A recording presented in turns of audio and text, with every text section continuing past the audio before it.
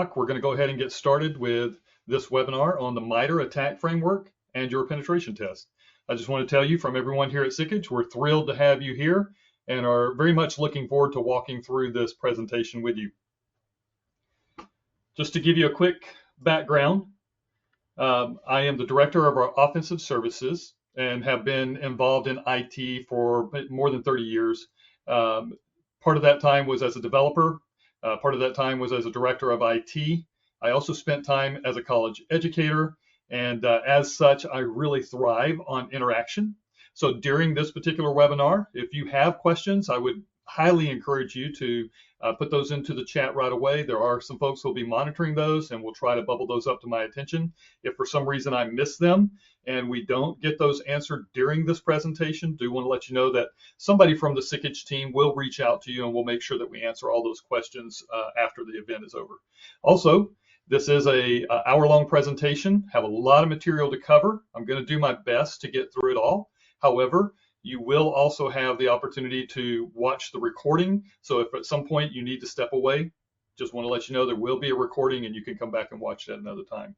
I also have worked in information security since 2015. I've been a manager of cybersecurity, penetration tester, incident handler. I've worked on digital forensics cases and have performed a lot of security awareness training, again, tapping back into my college educator background.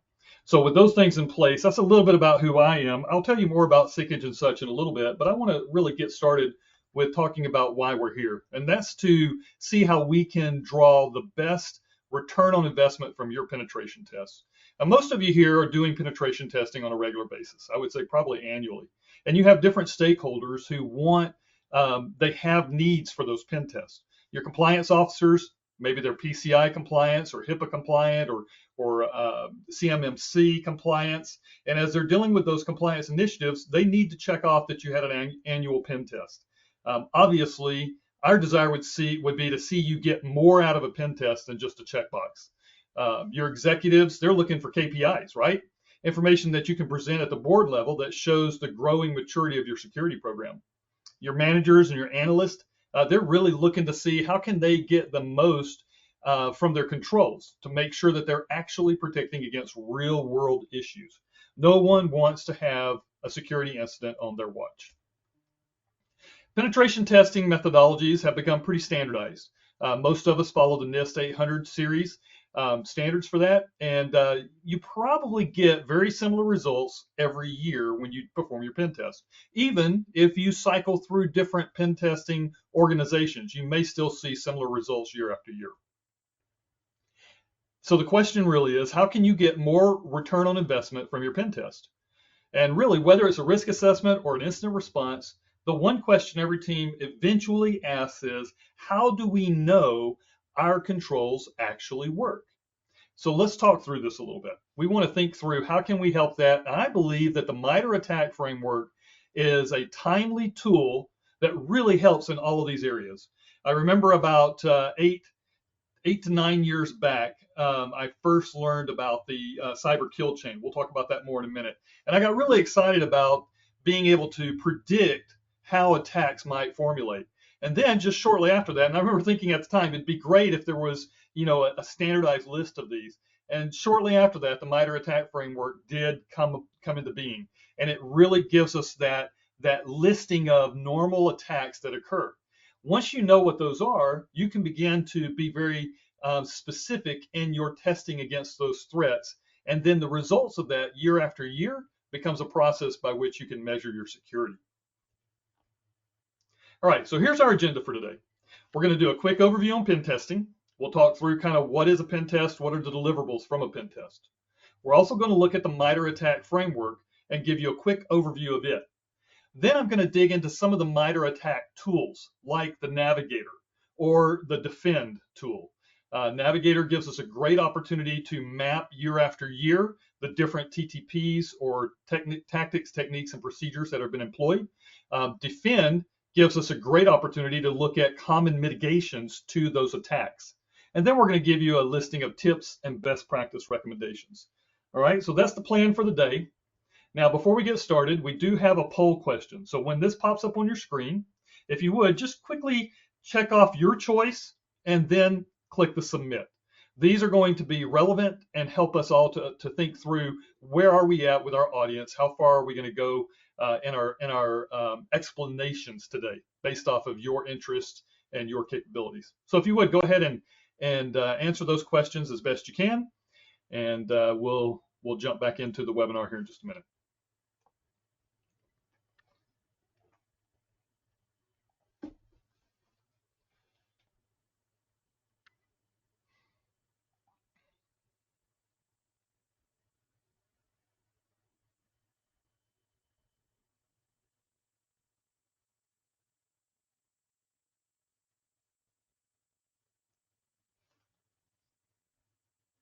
Looks like we have about 60% have answered. If you're there and you have a minute to pick something, I sure would appreciate it if you would, just to help us get an idea of where everybody's at in the audience.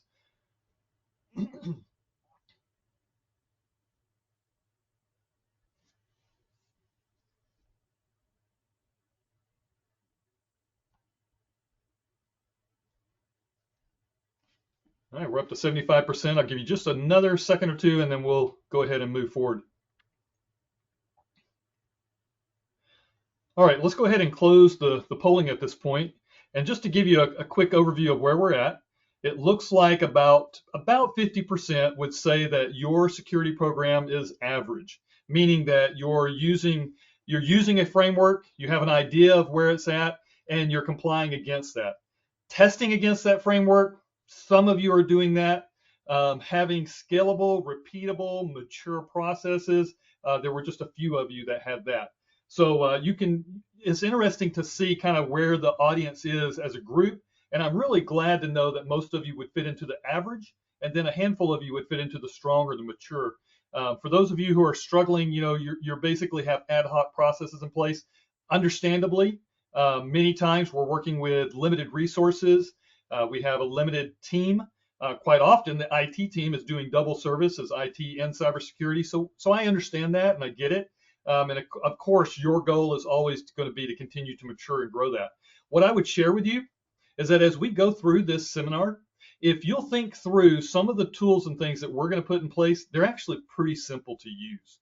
And so if you start to use those simple tools, they will give you some metrics that help you to be able to explain to your board and to your executives more of why you need to put in place a better, stronger program.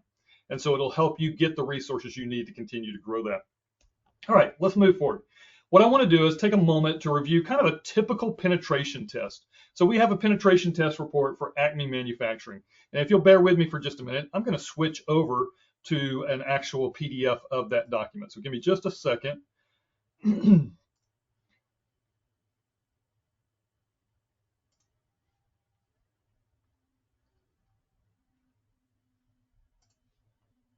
All right.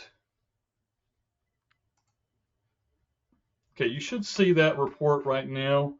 And I'm going to take it back to the top and let's enlarge it a little bit so you can see it better. All right, so here is a penetration test report for Acme Manufacturing. Acme Manufacturing is a healthcare manufacturing organization who just recently went through about a 2-week pen test. We have this report that's come out, and you'll notice that the report has several sections. One is the executive summary section. Now, this section is written specifically to your executives, your board members.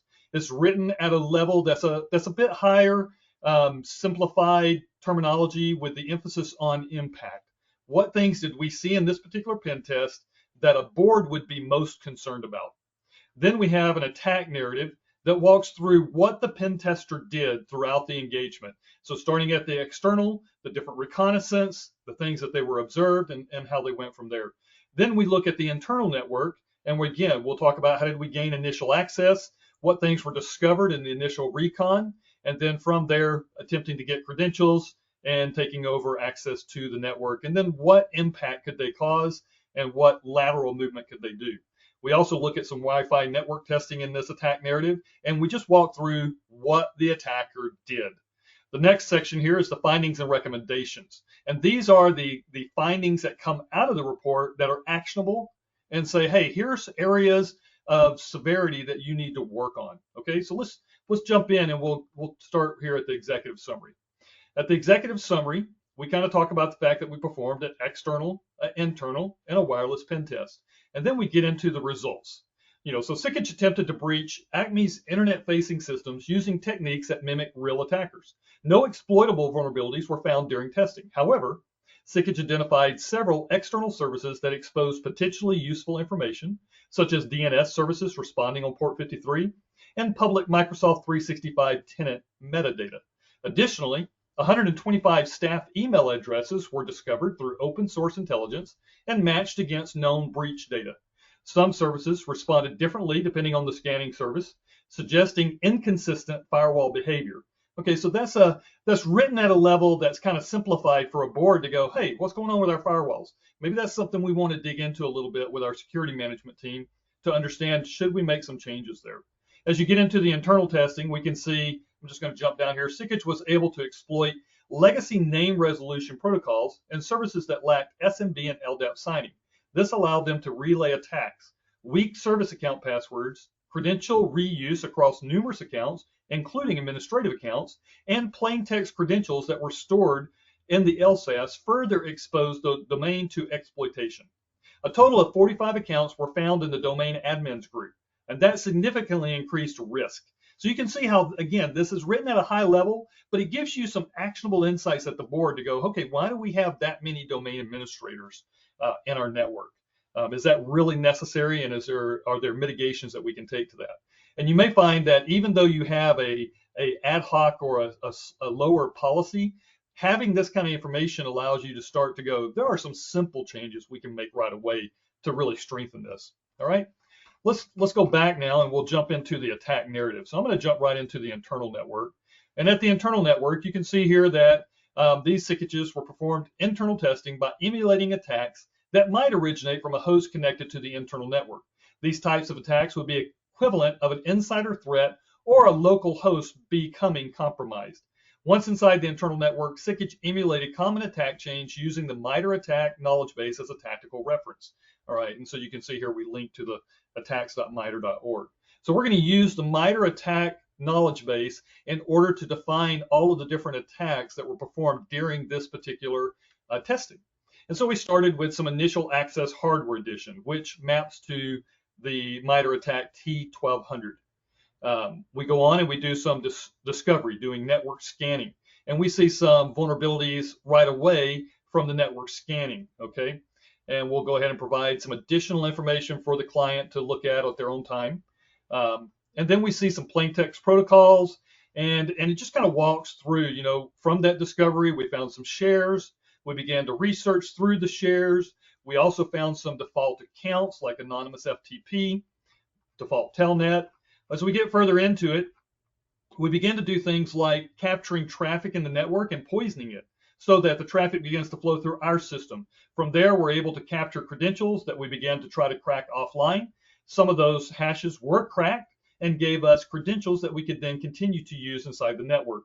We relayed some of those credentials to other systems, and that gave us access and connections to other computers in the network.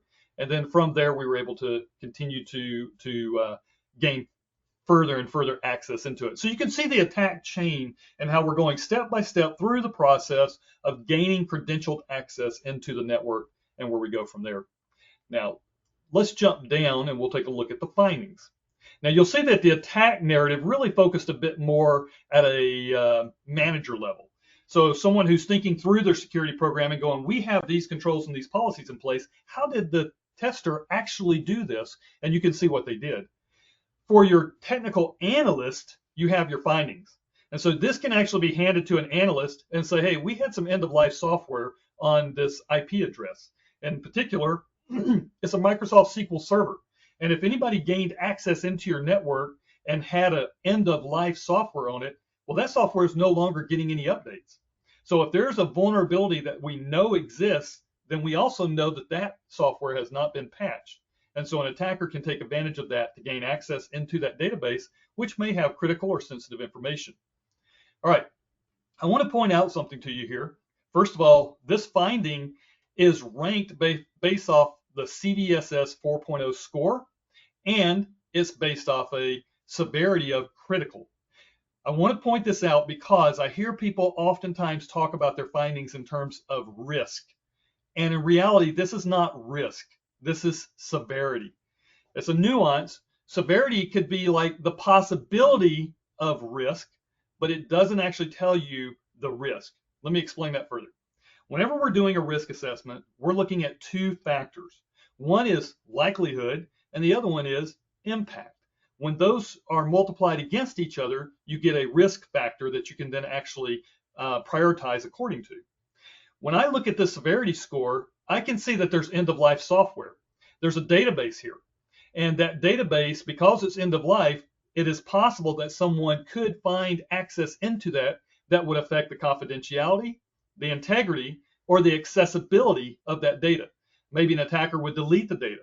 Maybe an attacker would view the data and they shouldn't be able to view it. Or maybe they would block somebody else from gaining access to that data. Any situation like that is going to be severe, right? It's severe. But the problem is, I don't know what data is in that database. The reality is that data in that database could be nothing more than a listing of comic books, right? And so we have all of the Marvel comic books, all the numbers that relate to it, the date that they came out, and the title of the comic book. That's all publicly accessible data, but somebody decided to put it into a SQL server to make it easy access. What's the impact if an attacker is able to gain access to that? Yeah, not very much, actually. It's public data. They could get that from anywhere. So is the vulnerability potentially high risk? It is. So it's severe. But is it actually a high risk? No, because the impact is very low. However, if that had been credit card data, or if it was health insurance data, well, then that impact would be very high. And so now you take your likelihood and your impact, you multiply them, and you actually have a high risk.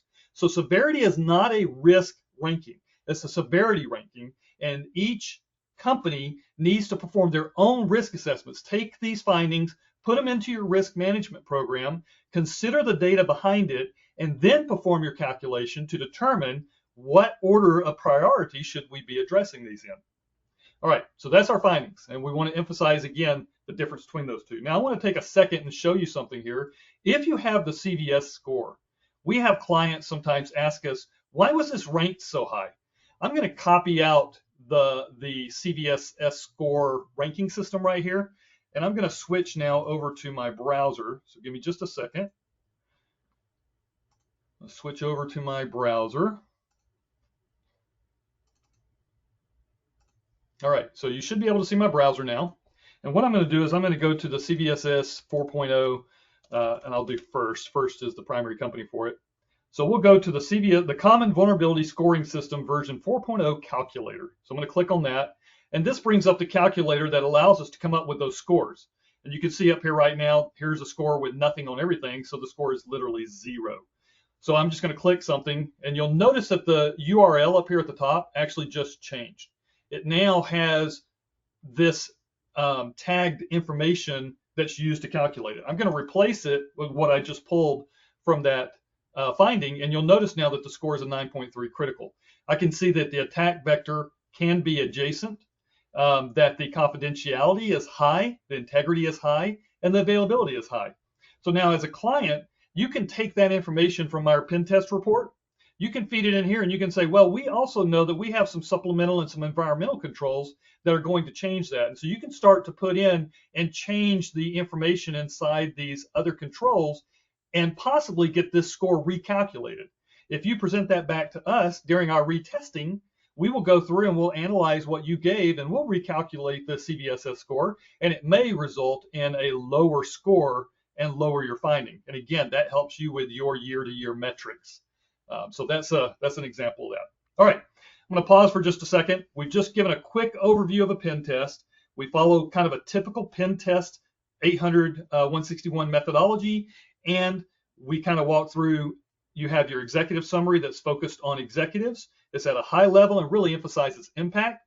We also have a section on the attack chain. And as you walk through that attack, you can see exactly what the pen tester has accomplished. And then we have our findings that really give your technical analyst things that they can go do actionably to remediate those findings. And do we have any questions at this time?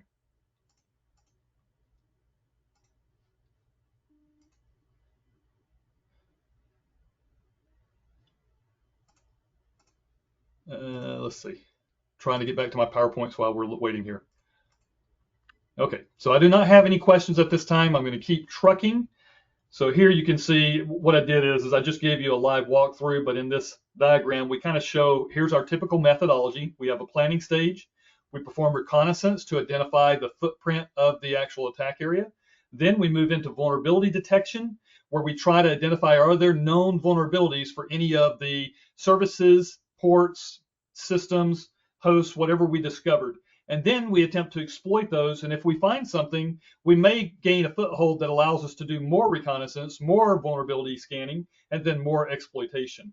Pen testing is not a vulnerability scan. Vulnerability scanning is a step in the pen testing process. But pen testing is really about exploitation, what can you do, and then providing a report on what was done. All right. So there we have our executive summary. Okay, we have our attack narrative, and we have our findings. Let's keep moving here. All right, so for this next section now, I want to talk about something you might not be as familiar with. Probably everybody here has had a pen test and has seen a pen test report of some sort. I want to talk now about the difference between opportunistic testing versus prescriptive testing. Typically, most pen testing methodologies are opportunistic. What do I mean by that? Well, what I mean is that basically the pen tester is just testing and looking for things. They go through the scope and they'll do a deep dive open source intelligence gathering review. They'll identify the external footprint. They'll identify the cloud footprint. They may identify social engineering targets depending on the type of test they're performing. If they're inside an internal network, they're going to try to identify internal network segments and subnets. They're going to identify mobile applications, web applications, Wi-Fi networks, and physical locations.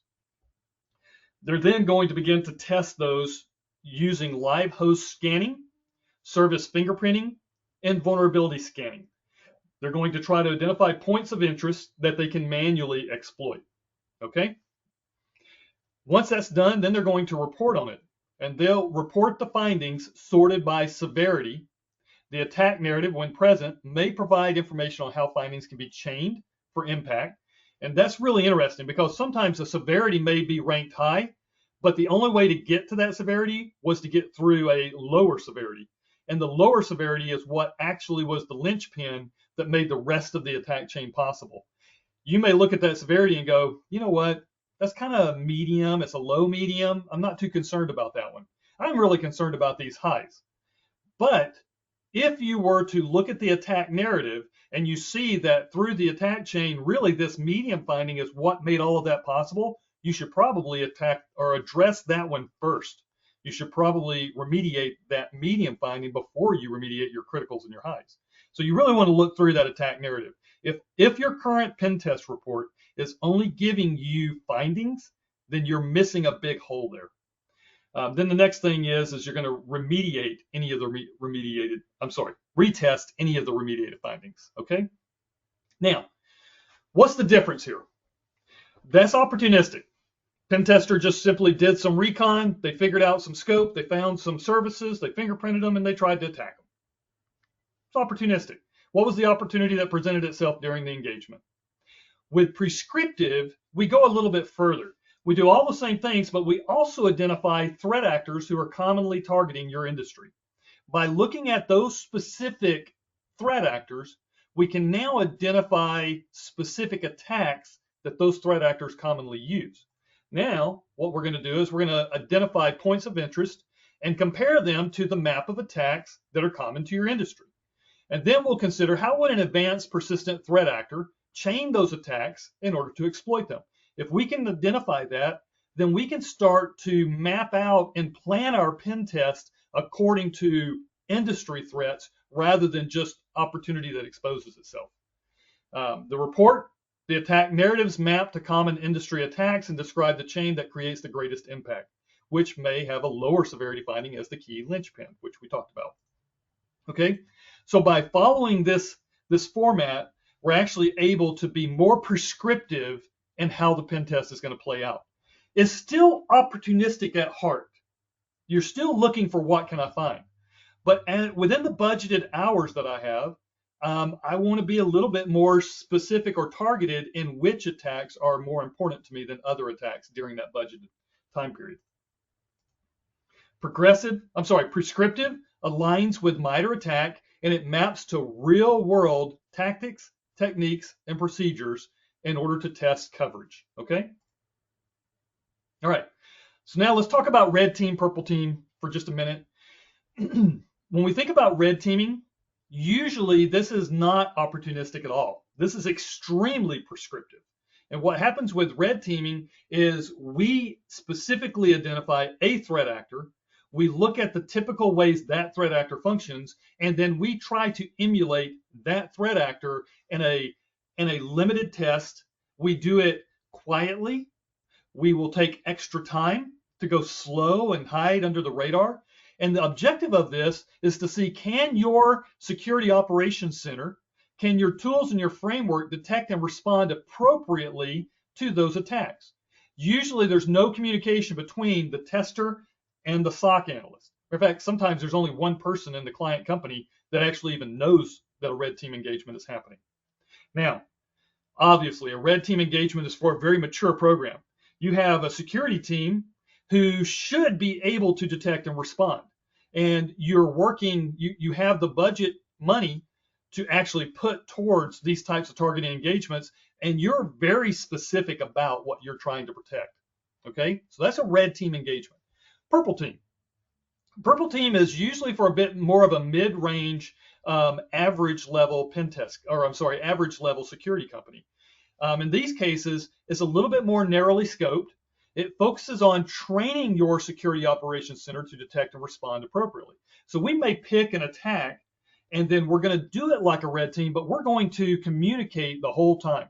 We're going to be talking to your SOC and saying, here's what we're doing. We're doing it now. Do you see what we're doing? You don't see what we're doing. Okay. What are you specifically looking for? All right. Well, did you know that you could also look for these particular log entries or security alerts? Okay. Add those to your list. Now, using those rules, let's do it again. We're going to perform the test again. Now, did you detect it? Oh, you did detect it. Good. So what you've been able to do is tune your tooling to catch those specific threats. And obviously, if you're going to be specific on the threats you're going to catch, then you need to know what are the common threats to the industry. And that's going to take us back to the Mitre Att&ck framework, right? Now, pen testing, that's broad scope. There's no effort to hide it. We're scanning everything. We're looking for all kinds of different vulnerabilities. We're going to be very, very noisy. All the traffic and the activity we're doing is probably going to set off a lot of alerts and alarms. The focus is on determining if security controls are detecting and blocking a large breadth of malicious activity. And there will be some communication between the testing team and the SOC analyst. Now, I want to be very clear. I don't know of any pen testing company that determines that they are going to try to perform business disruptive attacks. What I mean by that is they're not going to do a denial of service. No pen tester worth their money is going to try to do something that would stop your business from operating. Obviously, the cost of your business not being able to do daily activities is going to be more than the cost of performing the pen test. It's not worth it. You're better off to have us be very careful and identify where we think those exist and tell your team about them than for us to actually go and do it. All right, prescriptive pen test. And you'll notice there that I kind of have blended them all together. With a prescriptive pen test, you're taking a few pieces of each element here. It's broad scope, like a regular pen test. You're not trying to hide, like a regular pen test. But the focus is on making sure that security controls and detecting malicious activity is based on commonly used attacks in the industry. So you're getting prescriptive as to the attacks you want to be tested. And then there is some communication between the testing team and the SOC analyst. So let's simplify. Red teaming is usually about emulating an attacker. Purple teaming is about testing and tuning and responding appropriately to an attack. Pen testing is just checking exposure. So when you put them together, we check broad exposure plus targeted attacker emulation. And that really is a prescriptive pen test. This becomes a lower bar of entry for a medium, average, or lower security maturity company to start doing some very specific and prescriptive types of red team engagements. It might be cost prohibitive to do a full red team. They're in the border of being able to do purple teaming, but with a prescriptive pen test, you can start to get into that range and build a case for why you should be doing either purple teaming or red teaming. And that's really one of the greatest advantages to what we're talking about here. This allows you to make your pen test more actionable to your company. All right. So prescriptive is planning and measuring is required to show program maturity. Prescriptive pen testing lowers the bar of entry. Okay, I'm going to ask again, are there any questions at this point? I'm able to talk, but I sure love answering questions. It makes it so much more fun than just talking to a screen where all I see is my talking head.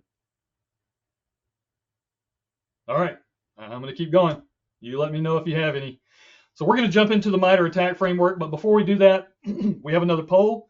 I would like to kind of know your engagement with Mitre Att&ck up to this point. So as I dig into what is the Mitre Att&ck framework, it would help to know what's your involvement with it. So if you could quickly give me a quick touch of how commonly have you used it? Have you heard of it, but you don't really know what it is? Some of your tooling references them, but you're not really sure how to use them. You are using them actively in red team engagements. You track the Mitre TTPs commonly in your industry. All right, man, you guys are answering quickly. Love it.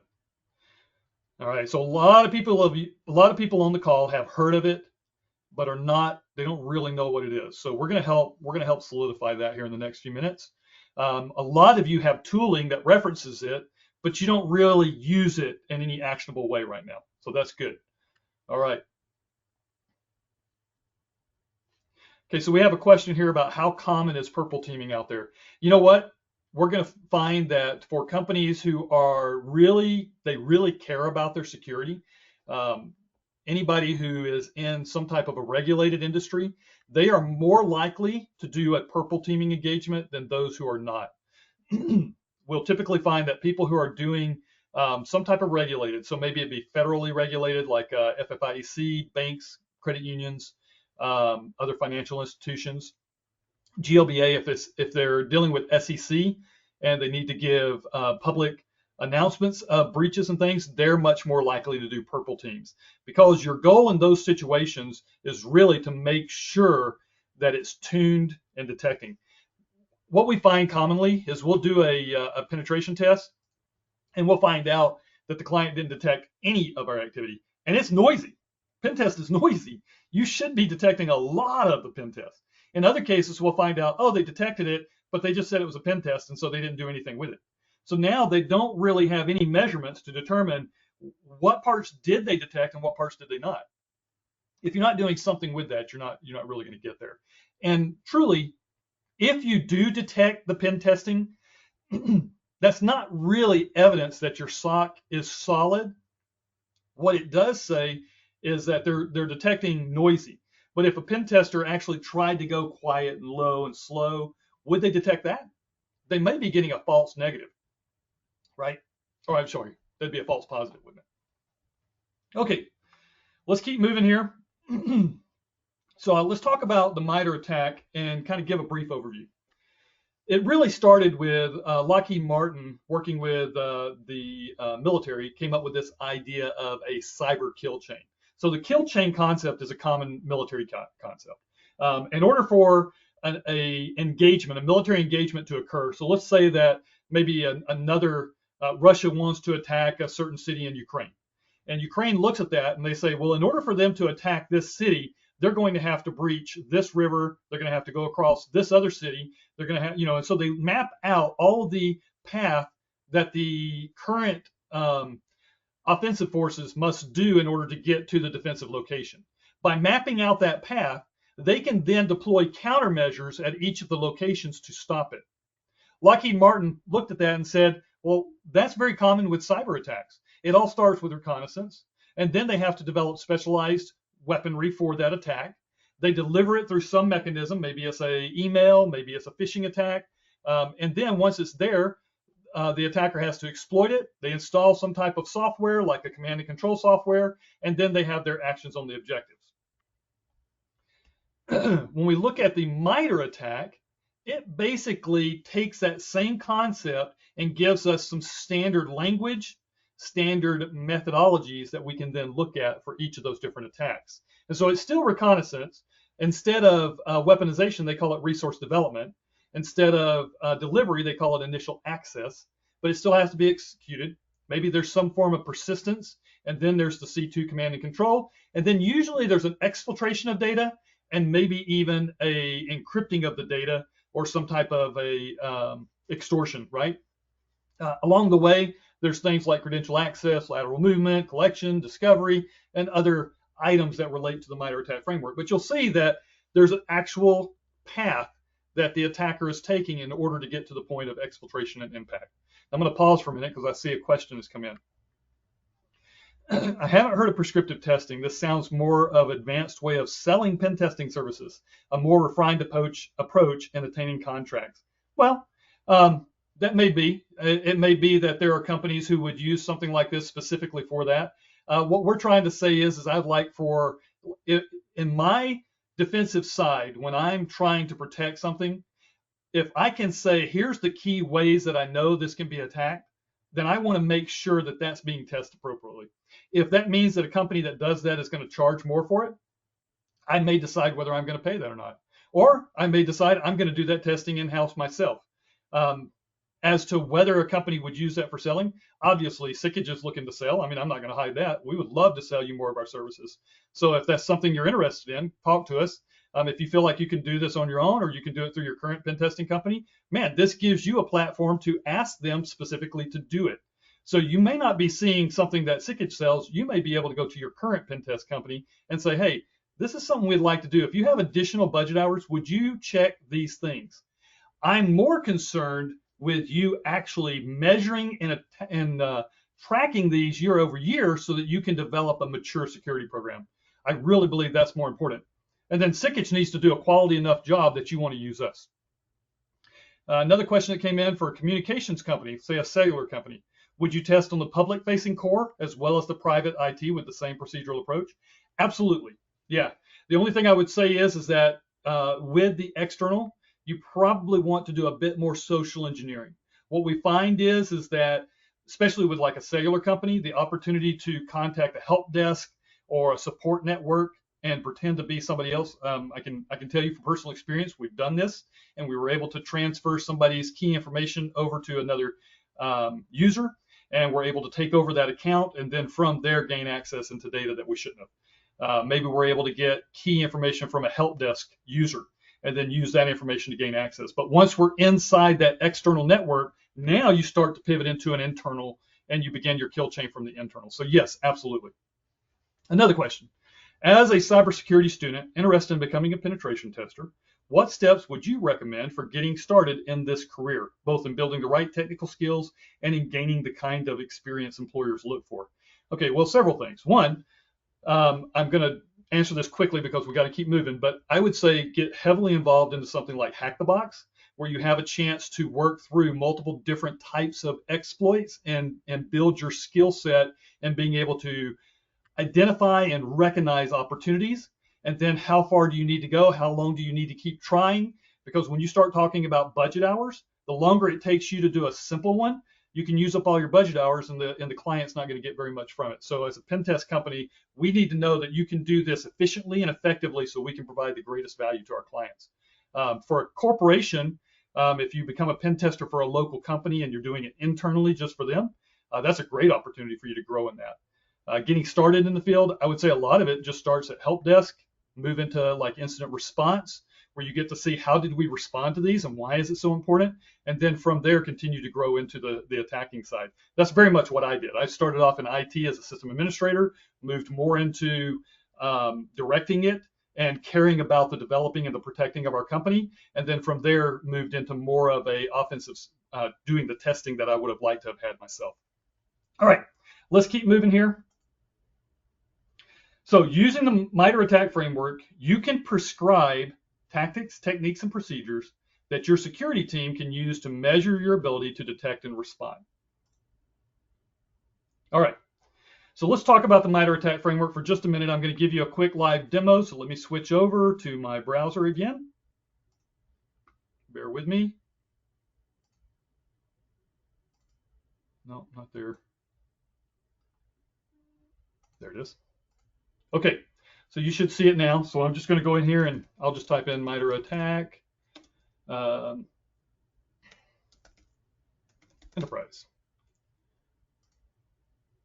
All right, so when I go here, you can kind of see on the side here, there's Enterprise, and it has Windows, Mac OS, Linux, and multiple different, there's mobile, and then there's industrial controls, right? So multiple different types. Here you can see the whole enterprise matrix kind of laid out for you.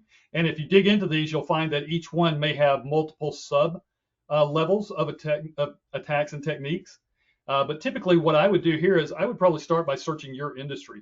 So I might say something like healthcare. And so I do that, and I find that Deep Panda, is Deep Panda is a suspected Chinese threat group known to target many industries, including government, defense, financial, and telecommunications. The intrusion into healthcare company Anthem has been attributed to Deep Panda. So I might start with Deep Panda. From it, I can see that these are common techniques that they use. And so if I was in the healthcare industry, I might use those lists of tactics and techniques and look at my recent pen tests to say, were any of these used? If they weren't, then maybe I would want to consider using those in the next pen test to make sure that attacks that are common to healthcare are getting used. Now you may find, and if, again, this is a consulting side, right? You can look at it and go, well, that one wasn't, but that can't occur unless these two other things occur first, and those were tested during our pen test. So if you use your head, you might look at it and go, okay, no, we didn't test that, but we did test these upper levels that would be required to get to that. And if that's the case, okay, you can be smart about it. It's not just a binary on or off. You actually need to think through and maybe get a consultant to help you think through some of that. Okay. All right. So that's the Mitre Att&ck.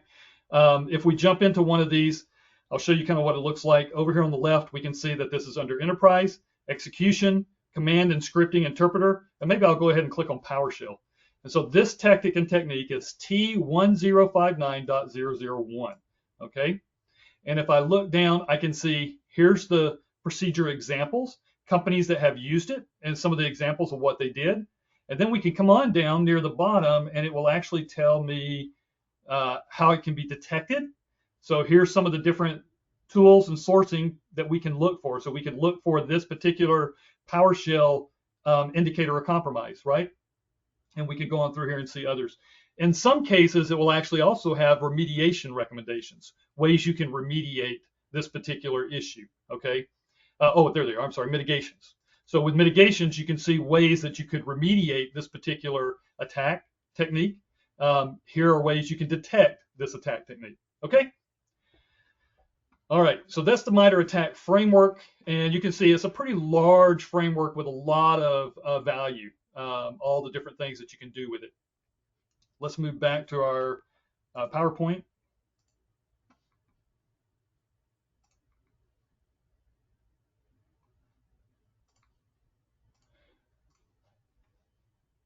Okay, so you should see the PowerPoint now. And let's move through this. So the Mitre Att&ck framework focuses on attacks. And I want to point out a difference here real quickly. When you get your report, remember we looked at the attacks being in the attack narrative.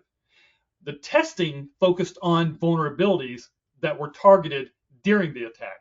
So I may be performing a specific attack like an elevation, credential elevation, but the vulnerability that was used to do that may be a weak, an unprotected LSAS. So those are two different things. One is a vulnerability that I was exploiting in order to perform the attack, right? Mitre Att&ck framework focuses on the attack, not the vulnerability. I have seen pen testing reports that attempt to link the TTPs to the findings. You really can't do that. Findings and TTPs don't go together. They're different animals. The TTPs are attacks, findings are vulnerabilities, ranked by severity. The TTPs don't really have a ranking by severity. They're just something the attacker did. And you can look at the chain to see which vulnerabilities and what severities came from those. I hope that makes sense. All right. So in a nutshell, tactics, techniques, and procedures do not equal vulnerabilities. Tactics, techniques, and procedures are attacks. Attacks are attempts to exploit a vulnerability. Findings rank the severity of vulnerabilities. CVSS is not risk. CVSS is severity. All right, let's keep moving here. You track TTPs in the attack narrative, not in the findings. So you'll notice here in ours, we have the initial access hardware editions T1200. Sikich provided Acme with a testing laptop to be placed on the network and a testing virtual machine to be placed on the other subnet, simulating a rogue device on those networks. Sikich's goal was to intercept, monitor, and modify traffic as necessary to obtain credentials and gain access to sensitive information. So you can kind of see the idea there. All right, I'm going to now move into Mitre Att&ck Navigator. So when I do that, let's have another poll question quickly. We have about 15 minutes left to go through this, and we'll keep moving. So if you've never seen it, please let me know right away. If you've seen it, but you're not sure how it's going to help you, then go ahead and let me know that. If you've used it in your tooling and testing, then fantastic. I'd really love to know that. All right, I would say the vast majority are saying you've never heard of it. A handful have seen it, but are not sure how it's going to help your program. So that's what we're going to focus on. Okay. For sake of time, let's go ahead and close that poll. I think we've got enough information there to see that 85% have never heard of it. So let's take some time to real quickly explain what it is, okay? So the Mitre Att&ck Navigator, I think the best way to explain it is to show you. So let me go back and I'm going to share my browser again, which is here. Okay, you can see my browser. Let's go to Mitre Navigator. And you'll see I don't have these bookmarked. I'm just showing you how quickly you can get to it just using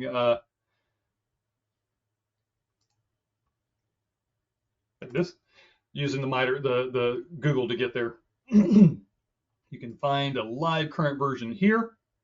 All right, there it is. That's the Mitre Att&ck Navigator. Looks wonderful, doesn't it? So the question is, what do you do with it? What can it do for us? So here's what I've done. I used AI to take one of our reports that has all of our tactics, techniques, and procedures in it. I also used this to look at a report that did not have tactics, techniques, and procedures in it. And I fed that into an AI bot, one that I knew was protected from being trained on. It was not going to be open to the public. It was one that we only use in-house, private to us. And I fed that report into it and said, give me a listing of all the tactics and techniques and procedures that were deployed or implemented throughout this pen test. And one, it was able to do it quickly because it had them all listed. And the other one, it actually was able to find most of them. So if your current pen test company does not create these types of items in it, but they do give you an attack narrative, then your AI program can probably parse that attack narrative to generate those TTPs for you. If it generates those TTPs, you can then tell your AI program, in my case, I used ChatGPT, and I told it to create a attack navigator JSON file, and it did it for me. So now I'm going to open an existing layer by uploading from local. And I'm just going to go ahead and grab from my downloads folder. I'm going to start with this example. All right, so this is from an example file, and you can see immediately it opens up the enterprise matrix. And on that matrix, it starts to highlight the different specific techniques that were used. Okay, and you'll notice that it's getting into subcategories. So OS credential dumping was done 3 different ways. One was with DC Sync, one was with LSA secrets, and another was with Security Account Manager. And you know what? I'm going to increase my view so that to help you be able to see these, okay? The other thing I'm going to do is I'm going to hide the additional, there we go. So this gets it down to just the high level attacks that were performed. So from my pen test, you can kind of see all the different attacks. We did attacks in reconnaissance. We did attacks under initial access. We did some persistence attacks. We did credential access attacks. We did some discovery attacks, lateral movement, collection, and if we go further to the right, we even did some impact with data destruction attacks, okay? And to be clear, when we do a data destruction attack, we don't destroy anything from the client's information. We upload sample data or have the client give us sample data that we can destroy to emulate that, okay? All right, so that's kind of what's going on there. I'm also going to tell you another thing I did. I recently went out to, and let's just do it real quick. If I go to Medusa ransomware, you'll find that CISA.gov actually has a complete overview on Medusa ransomware. We recently had a client get attacked by the Medusa ransomware, and they reached out to us to perform a pen test afterwards. And in it, I can see in this particular CISA overview, I can see things like T1566. I can see T1190.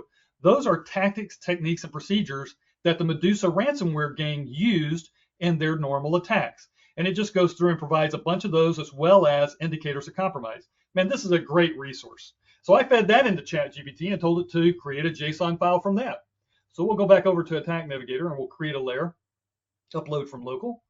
And I'm going to upload the Medusa ransomware attack. All right, so now you can see that there. There's the Medusa ransomware attack, common tactics and techniques and procedures. And again, if I increase this, I can see that there's a lot of subcategories that they also used throughout their attacks, but we're going to keep it simplified for now. Sorry, we'll keep it simplified for now. Here's where it gets really interesting. All right, so that's their attack. I'm going to now overlay. I'm going to upload from local. And let's go back to our pen test. We'll open up the Pentest TTPs. All right, so there's those. So on one, I have the Medusa TTPs. On the other one, I have our pen testing TTPs. Now I'm going to create a third layer, and I'm going to tell it to create it from the other layers. And what I'm going to do, I'm going to tell it to use the Enterprise Attack Matrix 17, the most recent, okay? And I'm going to tell it to take A minus B.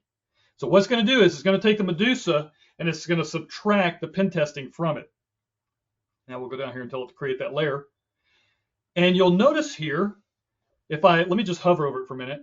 You'll notice that it says it has a score of -1. I don't know how well you can see that in the gray box there, but it says a score of -1. The green here has a score of +1, and the yellow has a score of 0. So if you imagine for a minute, all of our attacks were given a number 1, and all of the Medusa attacks were given a 1. When we subtract ours from Medusa, if they overlapped, it went to a 0. If they didn't exist, then it went to a -1. Now what I'm going to do is I'm going to change the layer colors because I think it makes more sense to reverse this. I'm going to use the preset green to red. There we go. And so now what you'll see is all of the greens are the -1s, the attacks we did that Medusa doesn't usually use. All of the reds are the ones that Medusa typically uses that we did not test during our pen test. Now, we didn't know that the client had recently gone through a Medusa ransomware attack. So if we had known, we might have supplemented some of our pen testing with those particular commands, but we didn't. We didn't know, so we didn't do them. You'll see here we did actually do valid accounts, which was also one that Medusa used. So if you're tracking with me here, we just created a heat map. Now you can do several things with this. You could take pen testing year after year after year after year after year and create heat maps out of all of those and see what are the common attacks that we're always testing for.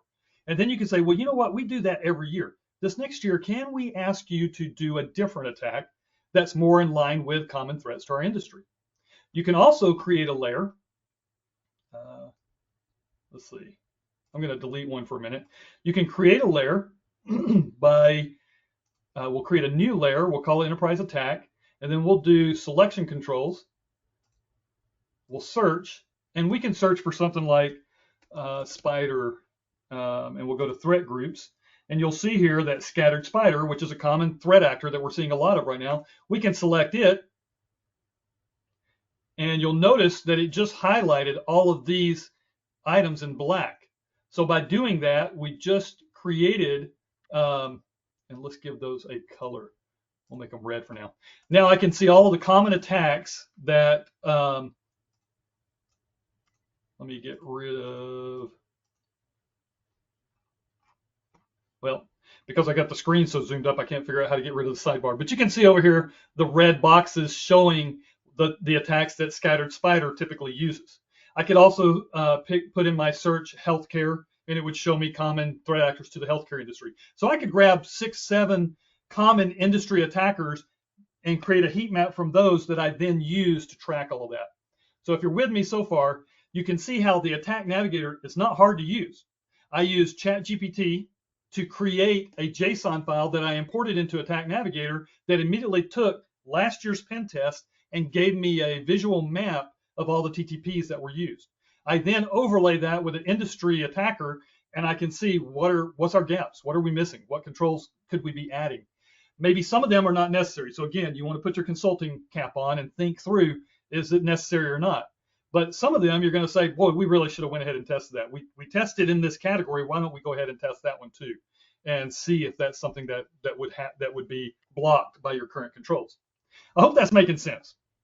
Let me go back to our PowerPoint because we're going to run out of time as usual. I have so much more I want to tell you. All right. So for sake of time, I'm gonna the slide deck, and if you reach out to me and request the slide deck, I will send it to you. Please just reach out to me at thomas.freeman@sikich.com. I'm sorry, thomas.freeman@sikich.com. So if I can have someone put that in the chat real quick for everyone so they can access that. If you'll reach out to me, I'll send you the slide deck. Even though we did a live demo, I have sample screenshots that allow you to see everything that we've been doing, okay? So I'm going to just skip on through this. All right. So how would we use this to remediate? Another tool that can be used is the defend, which is spelled D3FEND. And D3FEND is a MITRE tool that allows you to put in a tactic. So if we were looking at, credential dumping, T1003, we could put that into the defend tool, and it literally would tell us what are the attackers that usually do it, and then what are ways that we can specifically remediate that. What are indicators of compromise that we should be using to alert for that? So once you know what the attacker is doing or what your pen tester did, you can use defend to come up with indicators of compromise that you can use to detect that next year. And then you can put things in place to specifically protect against it, whatever that might look like. And there's a lot of different ways. So I'm just going to leave it at that for now as far as defend goes. I think MITRE has put together some fantastic tools. They're not hard to use, and they will really allow you to create some good actionable metrics as well as remediation steps. Okay, so what are we doing? We're correlating our findings. We're using the MITRE attack framework and the TTPs to come up with common threats, common attacks to our industry, and then we're aligning our controls with those. And we may use our pen testing, we may use industry alerts, we might use CISA alerts, and other things like that to enhance or increase this. And with the advent of AI, there is absolutely no reason that anybody is not using this today, other than a lack of knowledge. So after today's webinar, I'm hoping that you're going to be excited to go out there, grab your most recent pen test, throw it into a protected AI, one that you know is not going to be trained publicly, and then tell it to create a JSON file for Attack Navigator, import it into an Attack Navigator, and you'll be able to see that for yourself. And then you can start to create those overlays and track your system, track your maturity. And year after year, you can explain to a regulator or to your board or to others the steps you're taking to further mature your security program. What are some tips? You have to have an attack narrative. If your pen testing reports don't have an attack narrative, you're not really going to be able to use the MITRE attack framework. Vulnerabilities and findings do not give you those TTPs.